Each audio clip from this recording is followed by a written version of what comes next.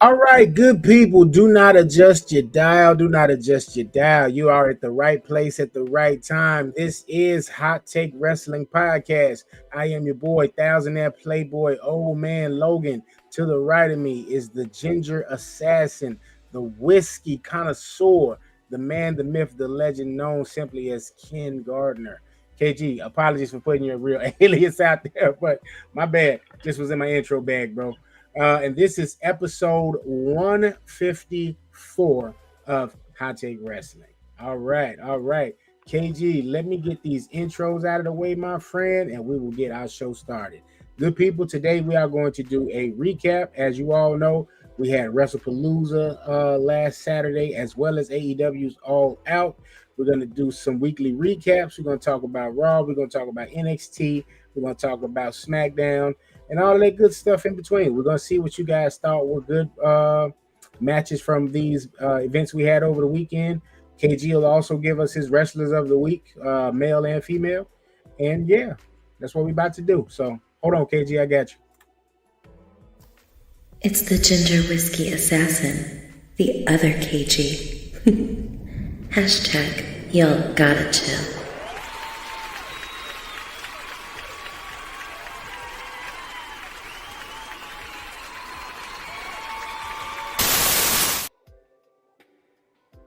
All right, KG, talk to the people.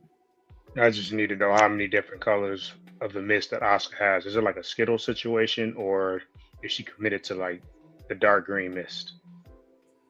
That was definitely like some tropical fruit. Right, the alternate bag. And it was like extra heavy on the mist this time too, because like I've never seen it like entirely cover a person. I haven't either. It's normally just like around the eyes to like the nose or something, give or take. Yeah, Yeah. but this time she covered Rhea from head to midsection, like and it was the whole head to mid, like it was like how much did she really have there, like to do that mist like that? But yeah, that was crazy. That was crazy. Let me go ahead and get my intro out. It's Big Oos, Old Man Logan, acknowledging.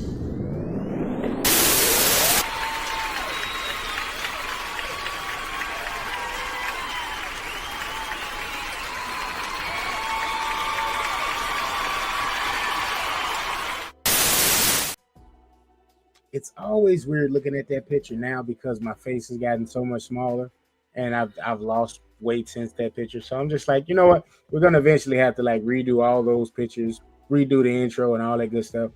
But I digress. People, thank y'all for tuning in to Hot Take Wrestling as always. Make sure y'all like, share, and subscribe. Tell a friend to check us out. We are on every Wednesday. Me and KG getting this thing rounded on out. We're doing this every Wednesday night at 8 p.m. Y'all can follow us on the following though. Bam! TikTok at Hot Take Wrestling. Instagram, Hot Take Wrestling. At Twitter or X as it's known now, at Wrestling Take. Hot Take Wrestling was taken there, so we couldn't do it. On Twitch at Hot Take Wrestling Podcast. And as always on YouTube at NMG TV. Please make sure that y'all subscribe. Tell us what y'all like, what you don't like, what you would like to see us do.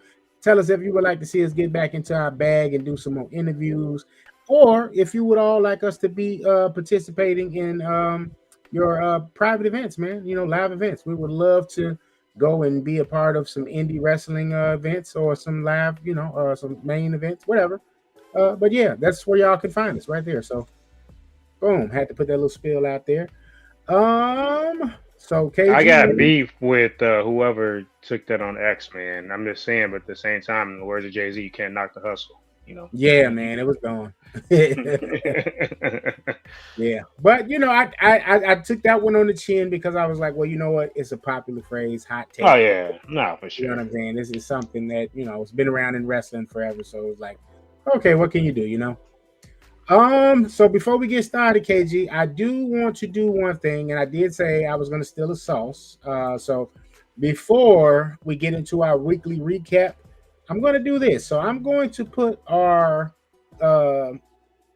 StreamYard link into the comment section. Now, I stole this out of the wise man's bag of tricks, okay?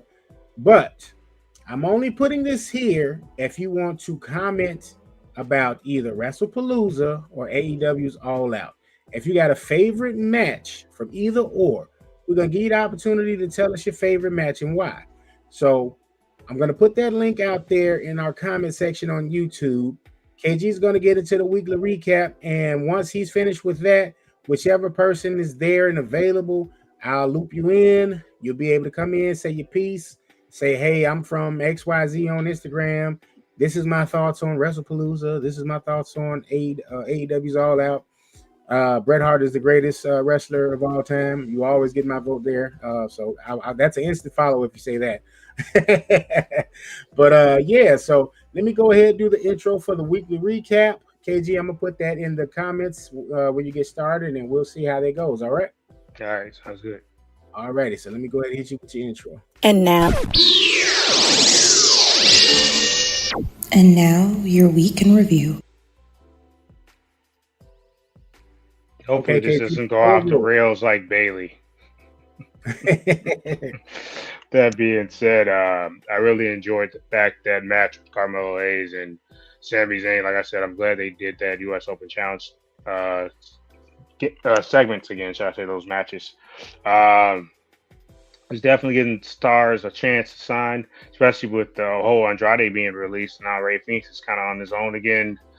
Eventually, I feel like they're going to probably still put him with Penta, but that being said, it was really good to see those two get opportunities in singles competition and extended matches at that, not just opportunities, because I know when Ray first debuted, they gave him a couple singles opportunities, extended matches, but since then, I think he's mostly been in that tag team situation. The same with Melo. He was the first round pick, I think, on SmackDown, but at the same time, they kind of not sent them down the card, but they weren't really utilizing him as much in big time situations because he had matches against Cody Rhodes, Randy Orton, when he debuted and within that first few months on the main roster. So that was great to see. I'm interested in how they somehow put Nia in this mix because, like I said, I would think that somebody gets to the back of the line after they lost a championship match instead of injecting themselves in a match with a championship implications or the actual championship match and then getting it all in the triple. That was a little weird, but I know they're going to do a crown jewel. They're going to be champion versus champions again. Big shout out to Stephanie Marcour. We definitely saw that coming from a standpoint that this whole thing with Asuka and Kairi and Io and Rhea doesn't really need a championship involved. So no surprise there, but big shouts out to Stephanie Marcour for winning that Women's World Championship match. That was my favorite match of WrestlePalooza personally. I thought it was kind of lackluster. The crowd really wasn't into any of those matches. Seemed like the wrestlers are honestly going through the motions at times. Like I said, that was the only standout match for me. The rest of it literally looked like a live event. I didn't really like there was any, real fire behind any of those matches, especially considering the fact that some of those feuds building up to it, like the Cody and Drew, and then the mixed tag match was actually solid too, but it was nothing. No, us like, hey, I want to go back and watch that match personally. I don't think there was any bad matches on the card, but there weren't any standouts. Like I said, outside of maybe Stephanie and Io. All Out, I enjoyed about four matches on that card, no particular order. That triple threat with Inosuke Takeshita, Kazuchika Okada, and Mascaras Dorado. Also, I enjoyed Rio versus Mercedes. I have to get that fatal four-way ladder match for the tag team championships. Brodito, the Young Bucks, Josh Alexander, and Hechicero. No, my name is No, I'm not Yosoi Hechicero.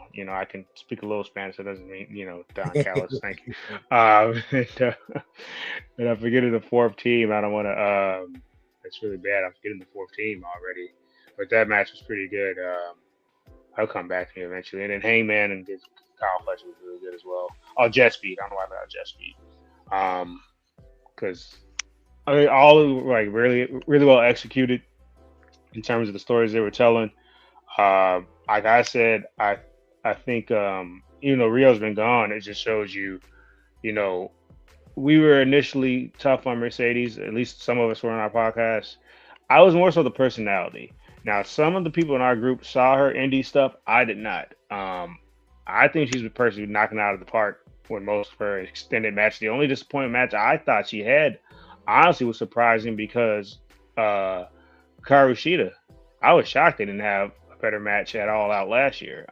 That's really been the only miss where she probably should have had she had that dancing partner to create magic with. But other than that, I think at least on the pay per view events, I feel like Mercedes is gonna be knocking it out of the park, man.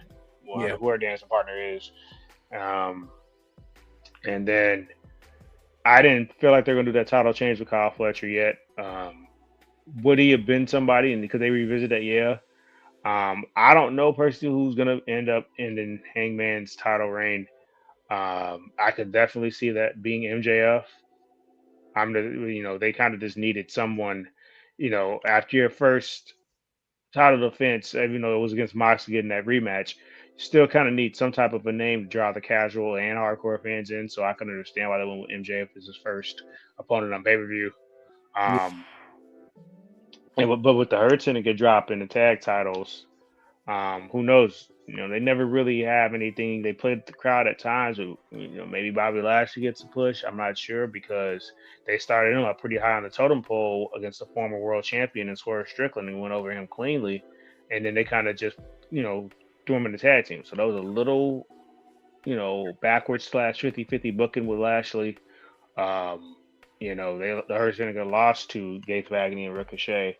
That was a little surprising, but I knew if they were to lose, it's going to be MVP taking that pinfall loss. So, and who knows? Maybe they're elevating Ricochet next. That'll be Hangman's next opponent. I don't think they're going to continue to go with the Don Callis family, as far as I would think, because Takeshita is owed like I said, NJPW Heavyweight Championship match against Zack Sabre Jr.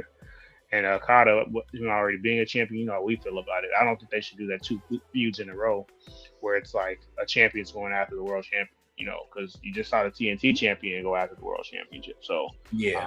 We'll see what they have lined up next for him. But that triple threat was pretty damn good. And then Mascara Dorada, who I picked for my male wrestler of the week, just had a great showing. I haven't seen a lot of them, but I thought the whole match was pretty crisp in general. But I thought he was a standout. They were obviously teasing because Takeshita's probably end up going to be a babyface at some point again.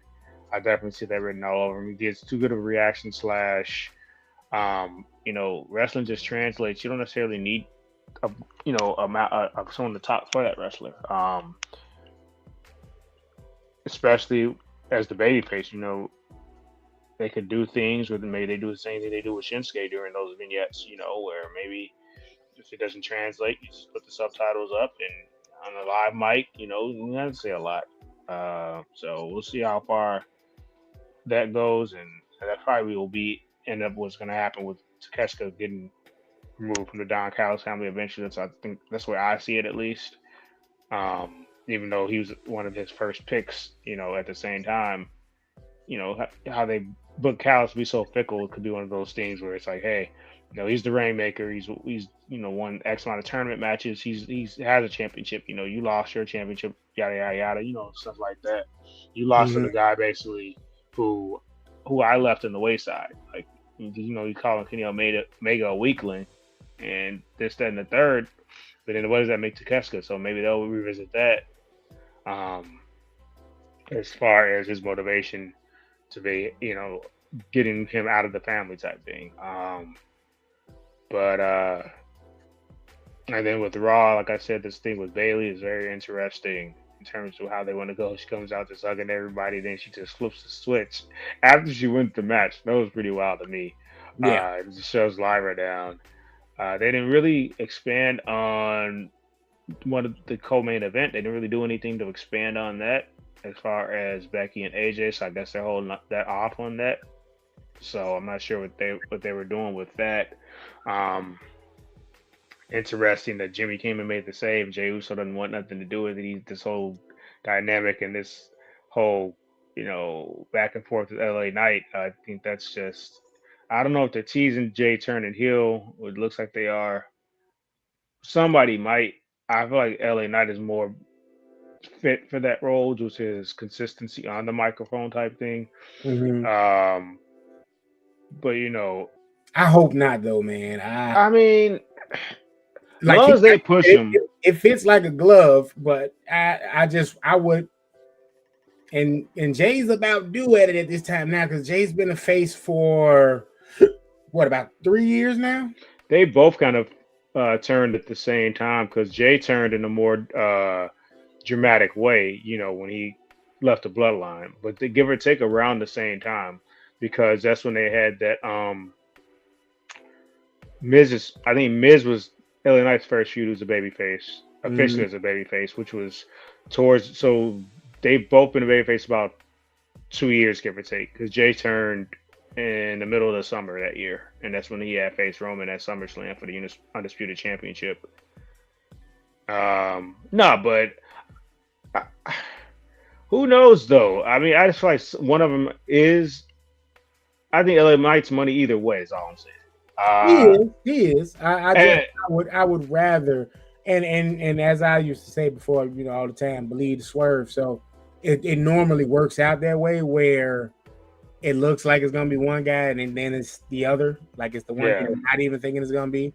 So it would make sense for it in that instance to kind of have LA Knight maybe turn instead of Jay. But no, I could definitely see that. And then I also I guess I want to shout out to Rhea and Asuka. They had a PLE quality main event on Raw as well. And they still got that dynamic going where, she can't beat Io in a singles match, but then Asuka can't beat Rhea because I think they said Asuka's like 0-3 or 0-4 now against Rhea or something in singles matches. So, but yeah, we saw that turn coming from a mile away. I do think it's kind of wild how they got her just abusing Kyrie verbally. Yeah. Just bullying her to do her dirty work. Hilarious. Those little vignettes been hilarious. The backstage segment. Yeah, every time she screams at her to Kyrie, she just starts cowering. I'm like, I'm really hoping that they push Asuka now that she's returned, and that's why I wanted Stephanie to get the WWE Championship, Women's Championship, as opposed to Io getting it again. Yeah. Okay, that kind of takes that out of the picture, leaves that to have fresh new feuds. You know what I'm saying? Because Stephanie is new to the main roster, so it's like, okay, let that breathe, let that build. You know what I mean? Well, she has her own story. It's not intertwined over here with this. Like eventually, we'll come back around to an Asuka or Io when it comes to the title picture. But for now, it's like, let them feud, and you kind of got Rhea over there in the midst of that as well. So you can see like some fresh faces in the women's title picture as a result. You know what I mean? Like you said, in the way they're doing Bayley, which I'm pretty sure some AEW fans are probably like, oh, she's just kind of doing her Toni Storm thing. Like, but, it's kind of more to me like a two-face thing where it's like, she flip a coin this way, she flip coins the other way. Yeah. You know what I mean? I wouldn't technically compare it to that. I think if AEW fans are doing it, they're reaching because Toni Storm was intentionally doing that to sucker in Mariah May. Bayley's actually supposed to be going through a headspace thing.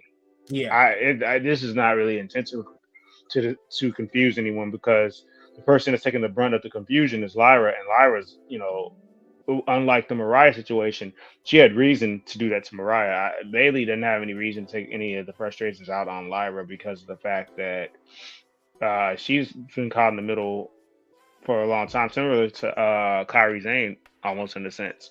With that whole Becky thing, because she looked up to Becky in a sense, even though their relationship goes deeper, Asuka and Kairi, but still, she was looking up to Becky, and she looked up to Bayley.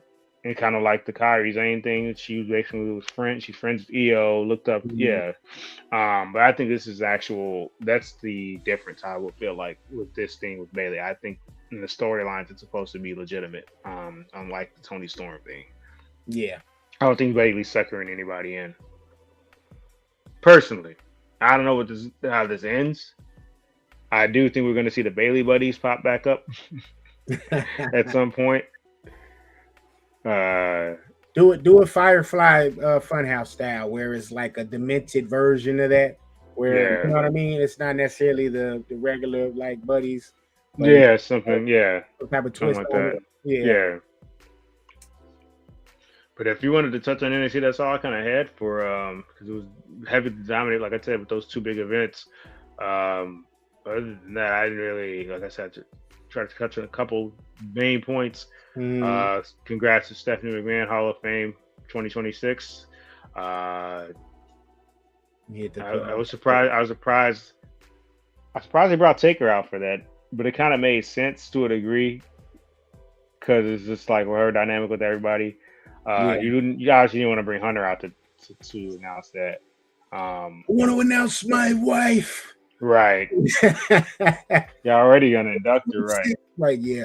No, I actually like that. It seems like that has become like Taker's place as far as within the regime that's there right now. Taker, Trips, HBK, Road Dogg, etc. Like, got a lot of Attitude Era guys that are there, kind of behind the scenes, helping develop some things. You got the Dudley Boys, brothers, Dudley Boys. Back there being agents, and Bubba's over there on the LFG show as one of the trainers there. So right. But yeah, I like that, and I think if memory serves me correct, when they made the announcement that Triple H was going to the Hall of Fame this year, that he was one of the main people that helped to put that together. So, and it helps to give another facet to him as Mark Calloway and not necessarily as Undertaker, you know what I mean? Or just I look at him as just like the American Badass now. Just that was basically Undertaker when he went in the ring anyway. At least that's how I do it. Yeah. I just look at it as American Badass Taker having a potential, a role to do something and make an appearance on television outside of the mythological, demon of what is it? Death Valley, all of that. But let me hit the round of applause, man, for Stephanie McMahon going into the Hall of Fame. Man. That's pretty cool. That is definitely pretty cool.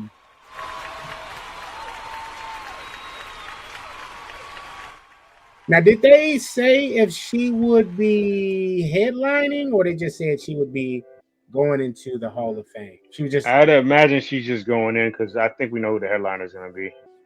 John Cena? Yeah. Your first round ballot. How do you feel about that, bro? Because as far as I know now, Batista hasn't went in yet. So you still got Batista there that has to go eventually. Right. He was supposed to go. He just decided he didn't, because they announced him, but he didn't want to go. He wanted to wait to do the ceremony in front of fans. That's what it was.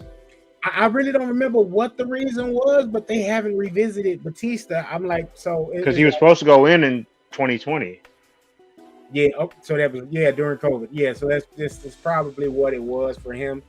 So just to spitball, do you think the possibility of him, because he would have been a potential headliner too, I would have thought at least. But we all know if Cena goes in 2026, that he's totally going to be the headliner. So I just wanted to get your thoughts on that real quick, as far as that. And who else do you think maybe could get in there? Because for me personally, Batista would be one for sure. Cena would be another. Stephanie's another. I don't really know who else could go. I think you might as well just have Cena right away. Just kind of goes in and then this retirement tour thing. Mm-hmm. Not to get him out of the way, because he's going to go in right away, and he's going to go the first. It's not going to be one of those things that's dragged out. Yeah. Nor does it need to be. I give him a little time away. We see how it did even before the announcement of this being his last run. Yeah. How it was going with fans anyway. Fans legitimately showed their love and admiration for Cena, and that was something we didn't see until his part-time schedule actually kicked in. You know what I mean? Like before that, fans were still kind of, even if it was just kind of like in jest, saying, not necessarily supporting him, they, just to see how they react to him now is pretty good. It's pretty special. Well, the thing I'm wondering is, do they need a round number 2 or a milestone WrestleMania to induct people? Because so many people Yeah, The Rock hasn't been inducted. I said John Cena, Batista. He's still doing this thing in another company. With Chris Jericho eventually is going to go in. Mm-hmm. Is Jericho Uh, part of AEW? I haven't seen him. I want to say yeah, but not my LA Knight voice. I almost said it like LA Knight. I had to look it up though, because I heard Britt Baker was done, and she's still contractually obligated to stay with them to sometime next year. Everybody said she was coming over. Yeah, that's what I thought. Last I had saw, she was supposedly her contract had expired, but this is news to me. What you're saying that she's still signed until 2026. So yeah, that's a good question about Jericho. Definitely. Yeah, that's what I'm saying. I'm just wondering. There's so many people, and these are not stretches. These are legit. Former world champions, guys that headlined WrestleMania at one point.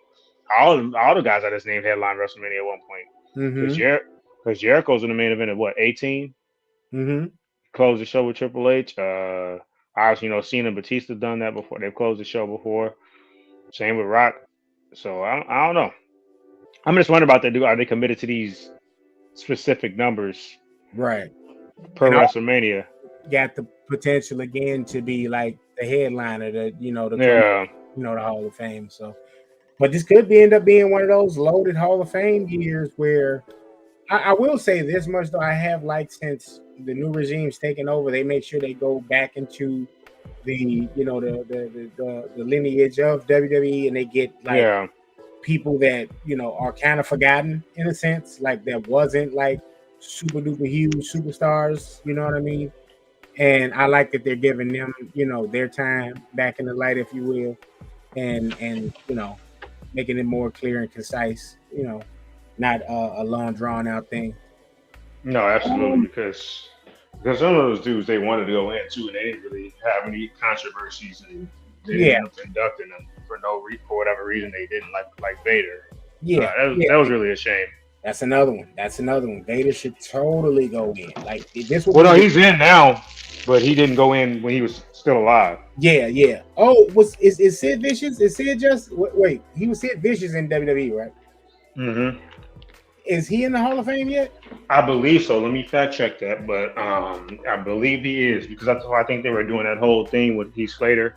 Mm-hmm. But no, but Vader wasn't in the Hall of Fame yet, because remember he kept calling people out like in Because I was gonna say I know Sid passed was it earlier this year? I can't remember if he had been inducted yet or not. But while you're looking that up, let me just run through the NXT results really quickly. So if you haven't watched NXT last night, TNA invaded NXT during the Obafemi Trick Williams title for title match. That match ended in a no contest. What happened was what's my man name for Proud and Powerful? Santana. Yeah, so Santana, jumped the rail guard. He was right there by commentary. Trick Williams was kind of going back and forth with him. Trick slaps him.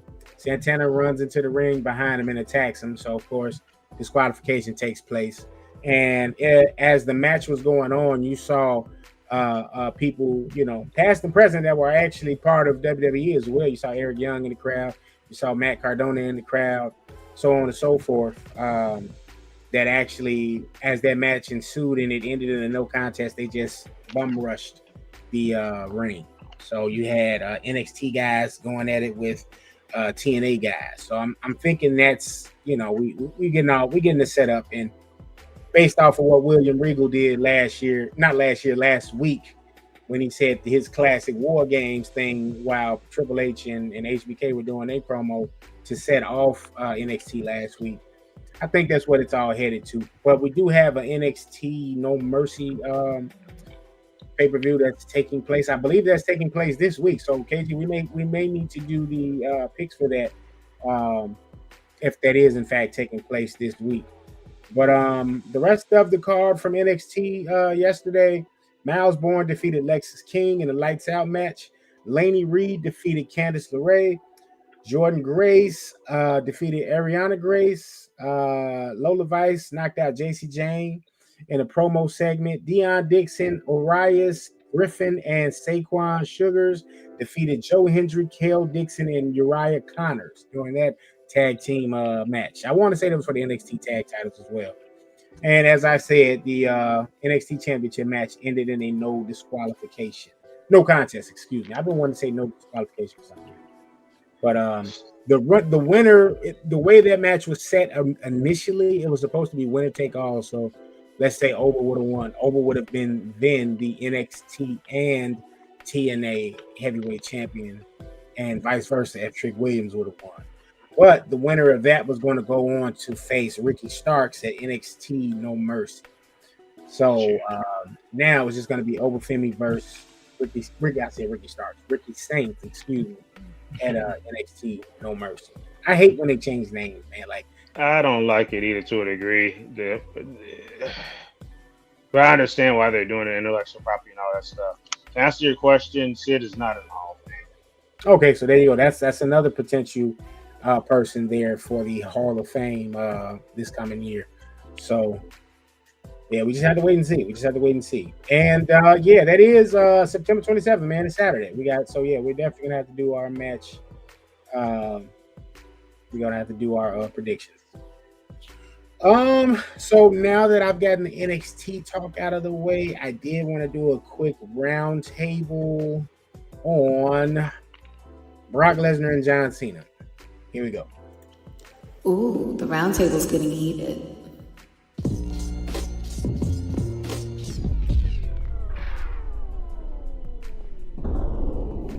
Heated round table. So, to set off WrestlePalooza, we got a returning Brock Lesnar versus John Cena, who's full on white meat babyface again. Mm-hmm. And this, it kind of went how we were discussing, KG. I felt like I didn't see it happening in the fashion that took place, where it was going to be sheer and pure dominance. I totally didn't see that happening at all. But they had Brock Lesnar beat John Cena in dominant fashion, and that was that. So I know John hasn't hit his magical 100th match win just yet. So I feel like, and especially with the announcement of him versus AJ Styles now at Crown Jewel, that takes place, I want to say that is October 10th. I feel like 11th, but yeah. 11th, excuse me. I feel like now the last storyline that they're basically going to do with John Cena is him trying to get to 100. So you're putting some of his, not to say that he hasn't, faced some of his more formidable opponents, leading up to now, but you obviously put Brock there. You put AJ there. I think we'll see AJ win that match as well, because that was a very entertaining feud when that took place. That was on SmackDown, right? No, it was on Raw. That was on Raw? Okay. Mm-hmm. Beat John Cena. But I think we'll see AJ win that match. But I just, Brock is the in case of emergency, break the glass when, to get the axe. Mm-hmm. But why have him come back and do that to John Cena in this point in time in their careers? Like, because to me, just to spitball, I'm thinking that last match ends up being Brock Lesnar in December. I think, is it Boston? That is not Boston. What town is supposed to be the final town that Cena's final match is supposed to be in? Let's see. But that's what I'm thinking. That's gonna be the story angle there, going forward with Cena into the last couple of months of 2025. So I wanted to get your thoughts on it, bro, and tell me if you agree. Do you think this can go another way, possibly? Do you see maybe John even getting to face Seth Rollins maybe for the Raw Championship, as opposed to trying to beat Brock again and get the 100 on his final final match, because I think that's what they're gonna do. They're gonna kind of do this story of, man, can I do it? Do I still got it? Like he's in a slump again.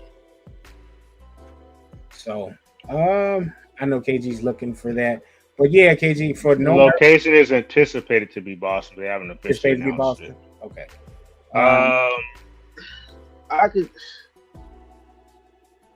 I mean, Seth had a decent feud with Cena too. I know at that time he broke his nose in the U.S. title match, and then he became the first person to win the WWE Championship and the U.S. Championship when he beat Cena at SummerSlam 2015, so about 10 years ago. Mm-hmm. I can see them pushing Cena to that and him getting another title shot, but I don't think he'll win it. But I could definitely see them doing that. Because they're trying to hit all the markers, basically, in a sense. I think they also want him to face some up-and-coming guys. That'd be a great way to bring Gunther back. He could retire Cena. I mean, like I said, people aren't owed anything in terms of winning that last match. Yeah. That'd be a big feather in Gunther's cap. I think it would be, or maybe it's going to be Braun Breaker. They keep talking about he's the future of WrestleMania. Cena, at one point, Cena was that dude at WrestleMania. He didn't have a Taker-esque streak, but Cena from WrestleMania 20 to WrestleMania, let's say 29, he only lost once or twice. Mm-hmm. No, that's not. Oh, it's singles match. My fault. Basically, beat Big Show, beat JBL, beat Triple H, beat Shawn Michaels. That was Big Show, JBL, Triple H, Shawn Michaels. Then he won again. He won that triple threat at 25. Then he beat Batista at 26. So yeah, I mean, Cena kind of had that 10-year stretch. He only lost maybe twice in singles matches. Yeah, against The Rock and then against Miz. So that was back-to-back years. And then he beat The Rock again after that. Then he beat Bray Wyatt and he beat Rusev. So I can see him maybe a Braun Breaker too. Somebody. You don't have to necessarily be one of his old school rivals. Just give that pass into the torch type moment on his way out. So I just was thinking, just because of the whole 100 match thing, do you have him really go out 99 and I mean, he could probably be AJ. He'll probably be AJ because AJ could afford a loss because they got AJ doing a lot right now with the whole Americanos things and all that stuff. So I wouldn't be shocked. I wouldn't be shocked if he beat AJ. I think he actually will beat AJ for that 100 because they're winding down on premium live events anyway. Mm-hmm. Unless they do it at Survivor Series, it's going to be at a big venue in San Diego at Petco Park, which is the Padres' home stadium, which faces about close to 60,000 capacity. So they could also do it there. Yeah, if he gets to 100. And they got an interesting lineup for Survivor Series. I've been seeing some makeshift Survivor Series poster art where they're posing these made up teams as potential, war games, yeah, participants. You got LA Knight, CM Punk, Roman Reigns, Cody Rhodes, and John Cena versus Braun Breaker, Drew McIntyre, Seth Rollins, Brock Lesnar, and Bronson Reed. I don't see how they get. I see them getting to that. All of it makes sense. Based on this, because they're all active feuds right now. I don't see how you don't. I don't see how you don't include the Usos or one of the Usos in that. I'll be honest, man. If they can pull off a War Games this year without any Bloodline, I'm good with that, because the Bloodline has basically owned the War Games match for the last it's 3-4 years. The last 3. It's actually just been Sammy and Jay though. They're the only ones that've been in every one. But still Bloodline, you know what I'm saying? No, I'm saying, but Roman was only in that one. Yeah. So the last. I would like to see if they could pull it off without any. I mean, even with that potential. Oh, no, he was in 2. I see what you. Yeah, my fault. Because last year was kind of like the Civil War thing. Yeah, he was in 2. My fault. and you don't want to, go to the well too much. You know what I'm saying? Because then you get into a place of where, whenever the bloodline does get together, it's not as special. Yeah. Which is why, even with the solo thing with the MFT, it's like, okay, cool, y'all tried to name it something else, but we gonna call a spade a spade. MFT ain't nothing but a bootleg Bloodline 3.0. You know what I'm saying? So it wasn't. It was something that was gonna have limited shelf life. No, for sure. They did something, fresh and new with it. But yeah, man, I wanted to get your thoughts on that. I don't know. I personally feel like that storyline was that's where I went with it. I completely completely forgot about Gunther and him being there and him potentially being the opponent for that final match. Again, I know we've talked about this before at nauseum and in prior episodes, but I do think that would be the best way. Or like you said, a Braun Breaker, if he was gonna lose. I was just like, yo, like, why the dominant win in fashion? No, I didn't really understand. Because my mind went immediately back to the street thing. Like, yeah, it's like, he didn't need that feather in the cap. Like, I guess they just want to establish him as like he didn't need that, but I guess maybe they just want to reestablish the fact that he could potentially go after a world championship at any point too. Because if he did that to Cena, and Cena, won a championship earlier this year, I think that was more so the idea behind it. But I don't establish him as a threat. Yeah, I mean he's already a threat as Brock Lesnar. I guess to reiterate it, maybe. I guess I don't know. Yeah, that's what I was just trying to devote. What dude's doing any and everything. Yeah, F5 and Corey Graves. So yeah, I know that happened on SmackDown. So, do you think maybe there's a possibility of Corey returning to the ring? I don't know. I'm assuming that's what he's trying to do if he's out here taking F5s. Right, one can only assume for sure.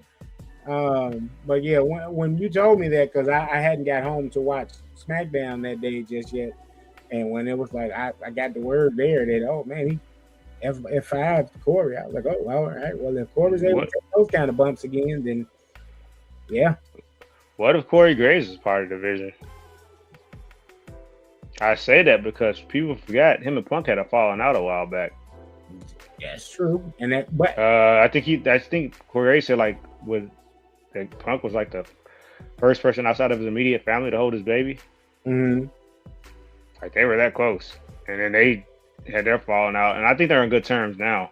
But I'm saying they could play that into the storyline, like another way to, Rollins got somebody else to screw Punk basically. It's totally another way to put it into the story, because when Punk returned, I do vividly remember Corey Graves like being one of the guys that was holding Seth Rollins back. Yeah. So it's definitely some meat on the bones for that potential. Yeah. But is that enough time to maybe add Corey, if you will, into that between now and War Games? I don't know if they even gotta do that. It could just be maybe Corey interferes then in War Games and they continue that, because like I said, I don't think the end game is for Punk to have a sustained run with a championship. And maybe it's not the world championship. Maybe Punk goes after the WWE championship. I think this is the whole thing, this whole division thing. I believe it's going to be somebody. It might be LA Knight. So I don't think it'll be somebody that's already been to the mountaintop that takes the title off. So it might be Sammy, because they tried to scare him off the SmackDown. Who's to say Sammy wins the title on SmackDown? Yeah. And Sammy is rumored to be one of the faces, or not faces, but one of the individuals, at least in Rumorville, that to win the Rumble. Yeah, to win the Rumble, which would make a lot of sense. Sammy is definitely over his U.S. Open challenges. They've been great so far, and I wouldn't be mad at it. And he was my pick anyway for this coming Royal Rumble to win, if it wasn't again LA Knight.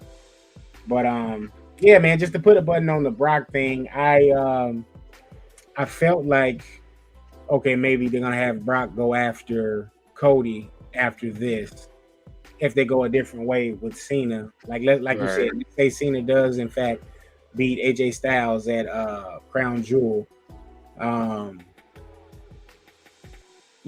they just kind of he gets his 100th win there, and that ends that. Yeah. But Cody would still need, and especially with Heyman coming out there introducing Brock Lesnar, it's like, all right, well, that was an interesting twist. But also, you watch Monday Night Raw, and Jey Uso during the segment there with Cody kept looking at his title. Yeah, I saw that he was looking at the title the entire time he was talking. Yeah. So that was a different.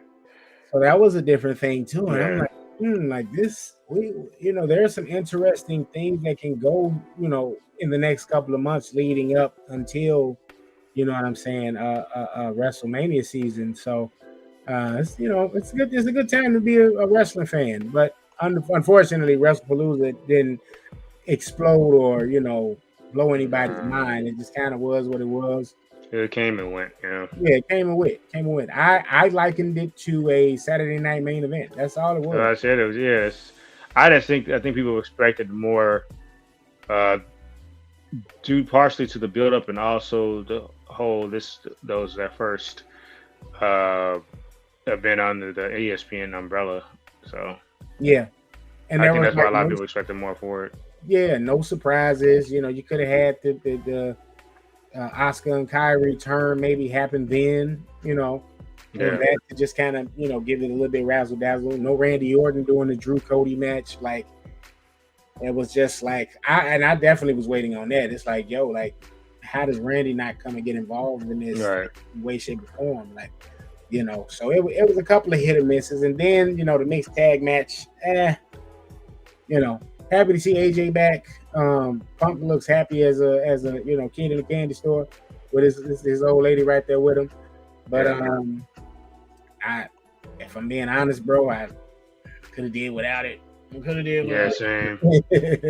But it does lead down the path of the storyline of more between Becky and AJ, and maybe AJ now becoming a potential contender for the Women's Intercontinental Championship as she made Becky submit. So big shout out to everybody on TikTok too, man. I didn't get a chance to say anything to any other people on TikTok.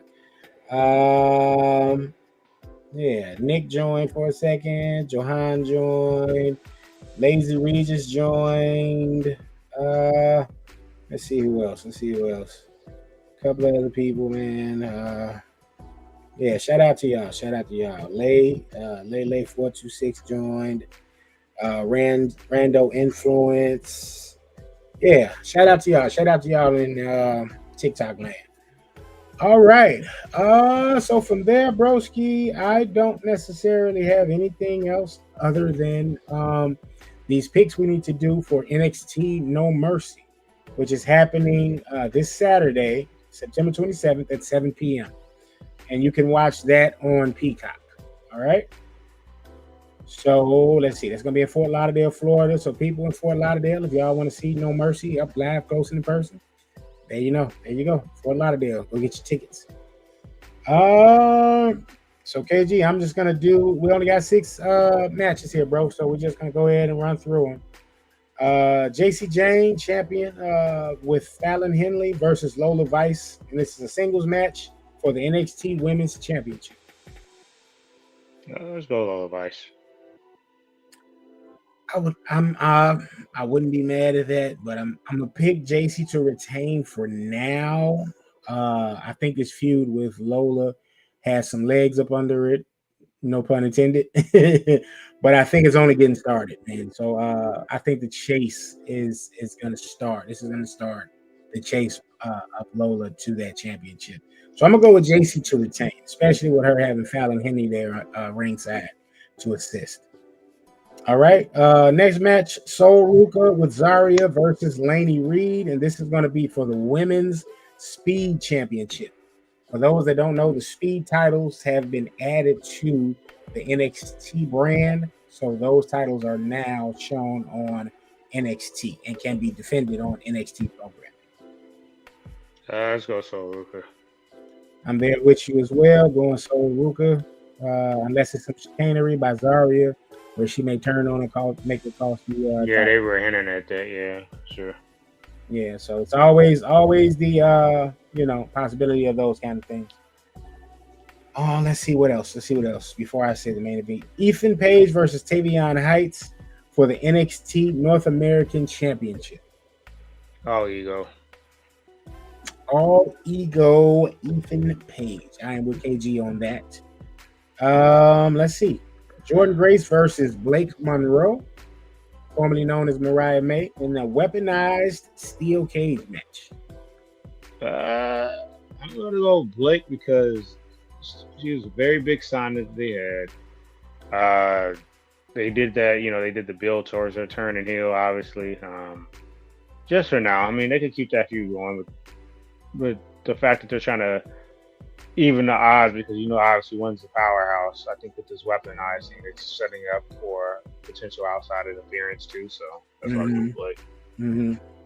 Some sort of alliance to emerge there. Yeah, I agree. I want to pick Jordan Grace, but I'm there with you. The way you just put that, I think that makes a lot of sense. So I'm gonna go with Blake Monroe as well. Javon Evans versus Josh Briggs in a singles match. Javon Evans. I think they're because you need somebody to kind of be a cornerstone. I'm not saying that Josh Briggs isn't, but like the whole thing with Sammy, that backstage segment and things like that, they definitely want to build part of the brand. I'm not saying you're obviously gonna be down there long term, and maybe you will be, But yeah, let's go Javon Evans. Okay. I'm with you. It's gonna get bouncy. Gonna go with Javon Evans as well. And last but certainly not least, Obafemi versus Ricky Saints, and that is for the NXT Championships in a regular singles match. Let's go Ricky Saints. Maybe Trick gets involved somehow because they just had their no contest. Maybe some tomfoolery happens. Ricky Saints has it. I've been saying that for a while, even when he was with AEW. So, love to see him get that moment. I'm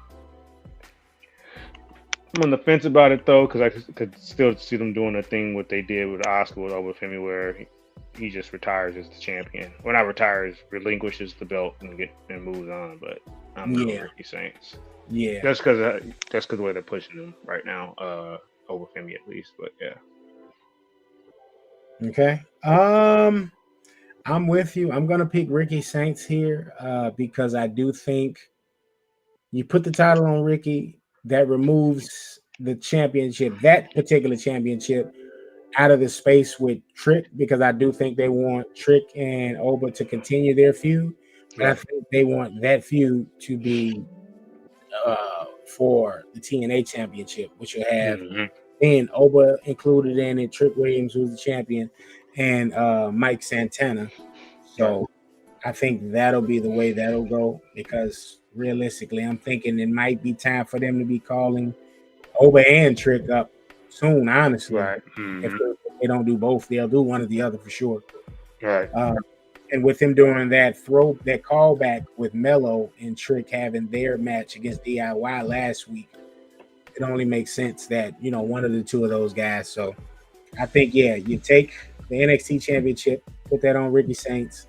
It leaves Oba there to feud with Trick Williams freely for the TNA championship, and maybe see Oba, have a stint with the TNA title, and go against some of the guys over there, going against Moose, going against Mike Santana, going against Joe Hendry, etc.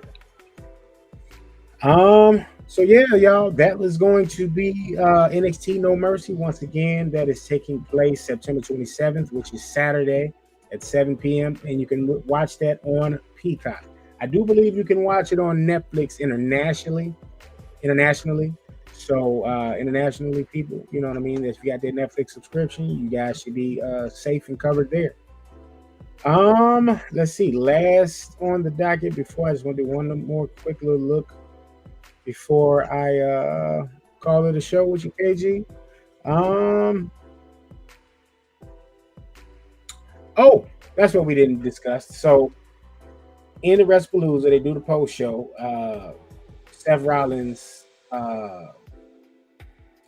disrupts and interrupts Cody.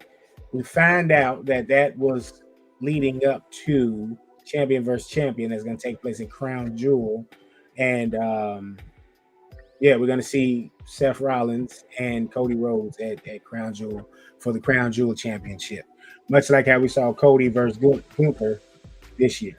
So before we go, let me just spitball a little bit, man. Who do you see, or not who do you see? Who needs to win that match more out of the two of those guys? Does Seth need to win it to kind of further cement him as champion right now, and maybe him being the champion right now? Or will we see Cody Rhodes, emerge in this particular space again to win in Perth at Crown Jewel? I think Seth's going over from the standpoint Cody won their 3 matches 3 years ago. I know one was with the little roll up with the tights, but the other 2 wins were definitive. And he only rolled up the tights because Seth tried to roll up the tights and just didn't get caught. And the fact that we don't want necessarily to see Super Cody. He can't win all of these matches because he's only lost to a handful of people since he's came back to WWE, if I'm not mistaken, in singles matches. I think Drew McIntyre, John Cena, Roman Reigns, Brock Lesnar. I think that's it on the list, right? I think there's only 4 people that beat him since he came back in singles matches. Sounds about right to me. So, and then it just legitimizes what Seth's trying to do on Raw. Cody right now he's done everything he can do basically as a babyface champion. So, yeah, I don't think it makes sense for Cody to go over. Not necessarily have to be clean. It could be something. Even if they don't get involved, it could just be like the ref get knocked out and Seth uses the stomps on the chair or something like that. Okay. I do agree there. I think Cody can stand to lose here. He doesn't necessarily need the W for Crown Jewel. This would further push the vision because, that was the one thing at WrestlePalooza. For me, I was like, okay, they're not as dominant as the Bloodline was. We're not seeing a lot of them all together in the same place at the same time. You're seeing a lot of Paul Heyman with Bronson and Braun.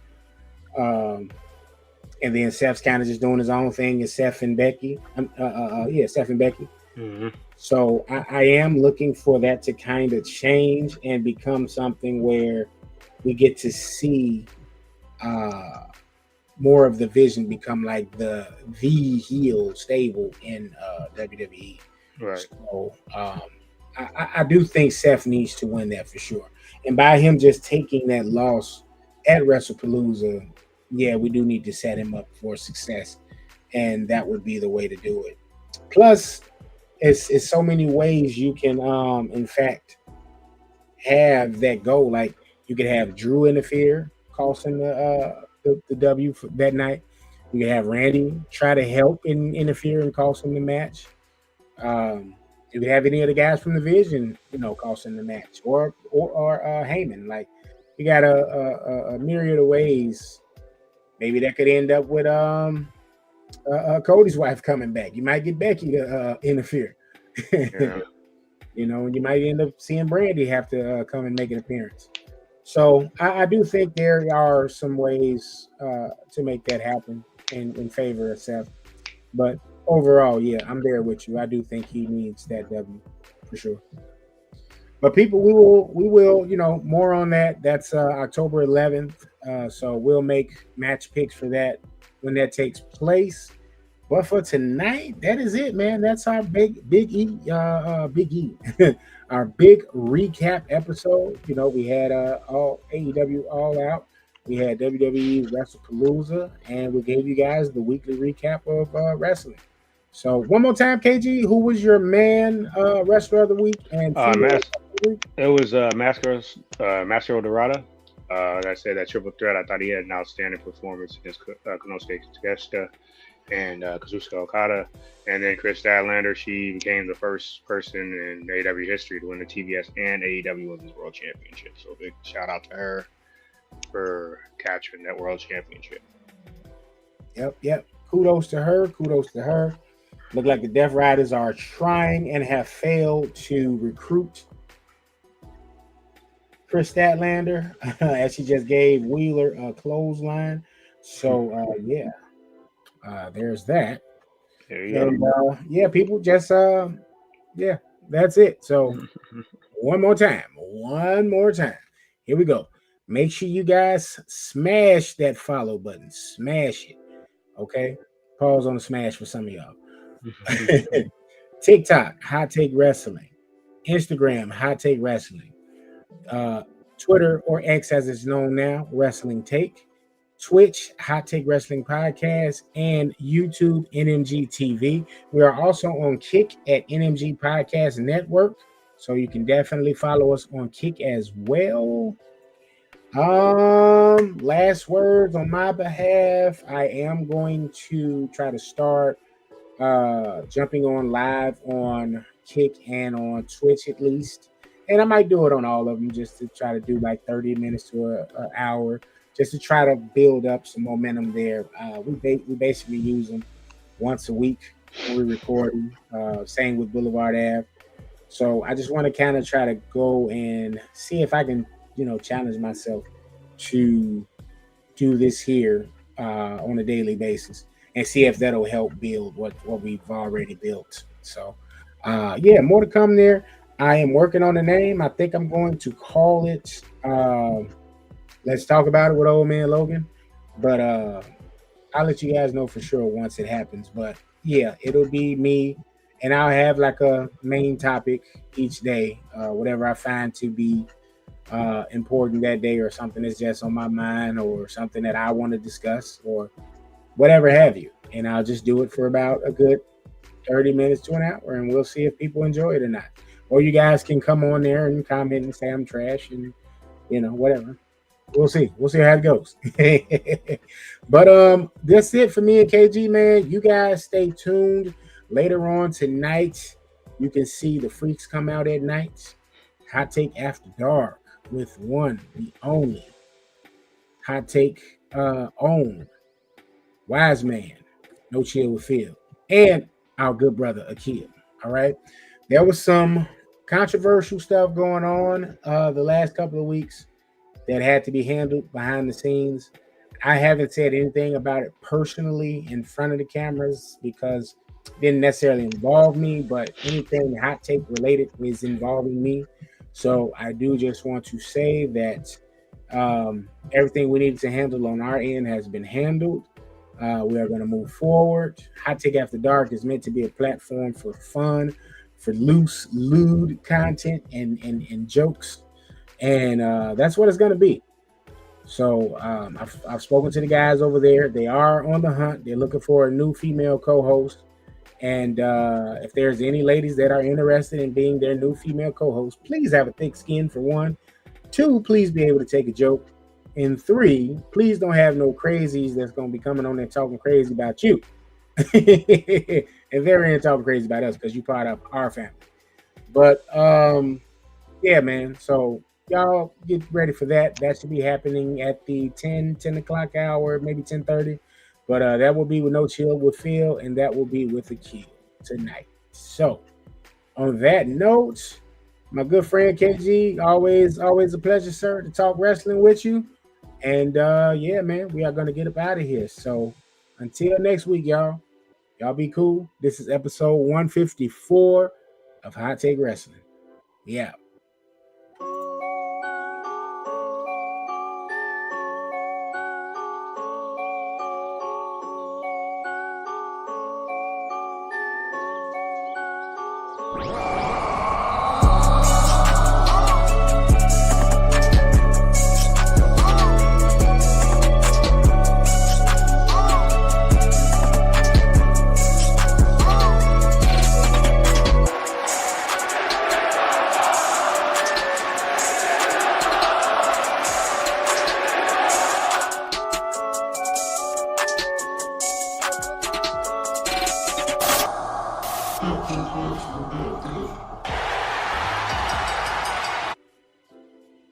Bye. Till next time.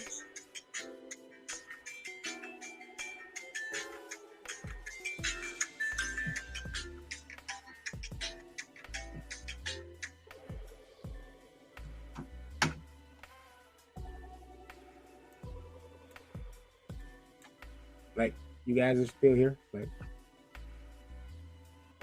I appreciate it, but it's time to go. In an hour. Hot Take After Dark. Seriously.